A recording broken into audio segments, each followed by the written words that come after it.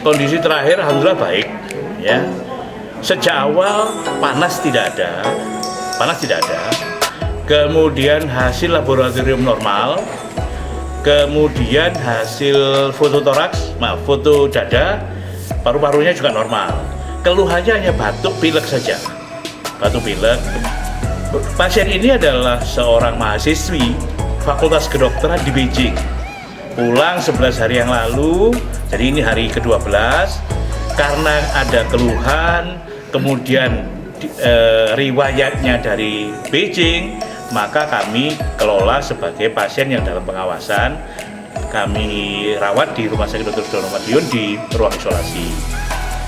Rencana ke depan, pasien saat hari ini kondisi baik semua.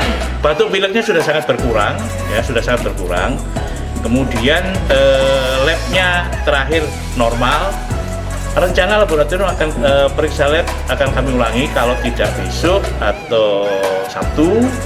Dan rencananya pasien ini dari pengawasan akan diturunkan ke pemantauan. Artinya kalau di pemantauan, pasien tidak perlu dirawat di rumah sakit, bisa dipulangkan. Insya Allah hari Sabtu atau Minggu hasil labnya baik, keluhannya tidak ada sama sekali, maka pasien kami pulangkan.